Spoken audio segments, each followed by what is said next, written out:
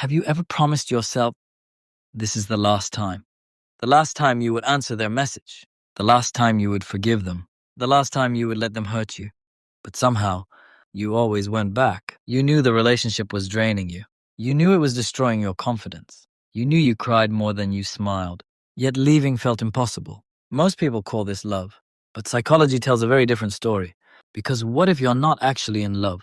What if your brain has become addicted? And addiction doesn't always come from drugs or alcohol. Sometimes it comes from a person. Every text message, every apology, every moment of affection after days of pain creates a powerful chemical reaction inside your brain. The same reward system that makes people addicted to gambling or social media can also make you addicted to a toxic relationship. And the most dangerous part, most people never realize it's happening. By the end of this video, you'll understand why your brain keeps pulling you back to someone who keeps hurting you. And more importantly, how to finally break free.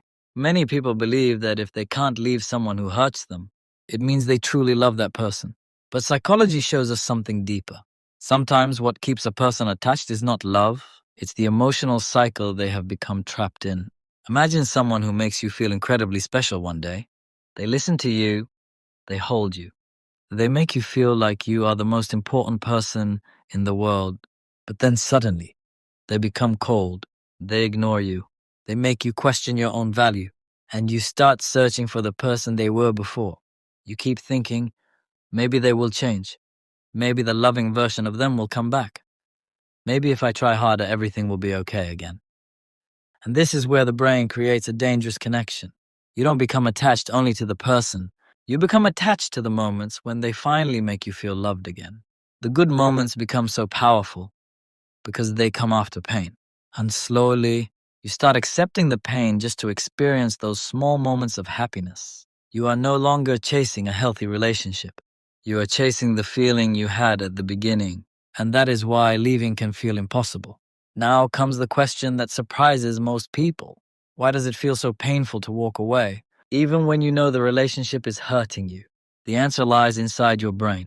Every time your partner suddenly becomes kind after days of distance, every unexpected text, every apology, every small act of affection, your brain releases a powerful chemical called dopamine. Most people think dopamine is the happiness chemical, but that's actually a myth. Dopamine isn't what makes you happy. It's what makes you want more. It creates anticipation. It makes you keep chasing the next reward. And here's the dangerous part. In a toxic relationship, love is unpredictable. Some days you receive attention. Other days you're ignored. Some days you feel deeply loved. Other days you feel completely invisible. This uncertainty keeps your brain waiting for the next emotional reward. It's the same psychological principle that makes gambling so addictive. You never know when the reward is coming. So you keep playing. In the same way, you keep hoping. You keep waiting. You keep believing that the loving version of your partner will return. Little by little, your brain stops chasing peace. It starts chasing the next moment of relief. And that's when emotional attachment begins to feel like addiction. But dopamine isn't the only chemical controlling your emotions. There's another one, cortisol. It's known as the stress hormone. When your relationship is filled with arguments, silence, rejection, or emotional uncertainty, your body stays in a constant state of stress. Your heart races. Your mind overthinks every conversation. You replay every message. You analyze every word, looking for a sign that everything will be okay again. Over time, your brain becomes exhausted, and something strange begins to happen.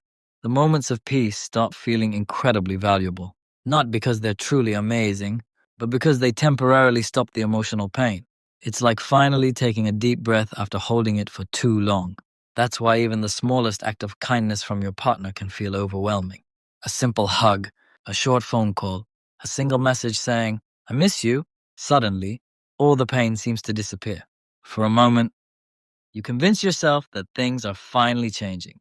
But then, the cycle starts all over again. The distance returns. The confusion returns. The pain returns. And once again, you find yourself waiting for the next moment of relief. This is why leaving feels so difficult. You're not only grieving the person, you're grieving the hope that one day they will become the person you always wish they could be. And sometimes it's that hope, not love, that keeps people trapped the longest. At this point, you might be asking yourself, how do I know if I'm in love or if I'm emotionally addicted? Psychologists say there are several warning signs. And the first one is that your mood depends entirely on the other person's behavior. If they text you, you feel happy. If they ignore you, your entire day feels ruined. The second sign, you constantly make excuses for the way they treat you. They're just stressed. They've had a difficult childhood. They don't really mean it. Instead of asking, why am I accepting this? You spend all your energy trying to explain their behavior. The third sign, you've started losing yourself. Your hobbies, your friendships, your confidence, even your personality begins to disappear. Your world slowly becomes centered around one person. The fourth sign, you feel anxious when things are calm. Healthy relationships may even start to feel boring because your brain has become so used to emotional highs and lows that peace feels unfamiliar. The fifth sign, you keep remembering who they were at the beginning instead of accepting who they are today. You fall in love with their potential, not their reality. The sixth sign, you've tried to leave before, but every time they apologize or promise to change, you go back, not because everything is fixed, but because hope feels stronger than logic. And finally, the seventh sign, deep inside, you already know this relationship is hurting you, but the fear of losing them feels even more painful than sound familiar. You're probably not holding on because of love alone. You're holding on because your brain has learned to confuse emotional pain with emotional attachment. The good news is, if your brain learned this pattern, it can also unlearn it, but healing doesn't happen overnight. The first step is accepting one difficult truth. Love should not constantly make you feel anxious, confused, or emotionally exhausted. Real love brings safety, not constant uncertainty. The second step, stop waiting for the other person to change before you allow yourself to heal. Many people spend years hoping for one more apology, one more promise, one more chance. But healing begins the moment you stop chasing the version of them that exists only in your imagination. The third step, reconnect with the parts of yourself you abandoned. Call an old friend, start a hobby you once loved, go for a walk, read a book, spend time with people who make you feel calm instead of anxious. Every small step reminds your brain that happiness can exist outside that relationship. And finally, be patient with yourself. There will be days when you miss them, days when you want to text them, days when you question your decision. That doesn't mean you're moving backward. It means your brain is adjusting to a new reality. Healing is not about forgetting someone overnight. It's about choosing your peace, again and again, until peace becomes your new normal. Because one day, you'll wake up and realize you no longer miss the person. You only miss the version of yourself that was begging to be loved.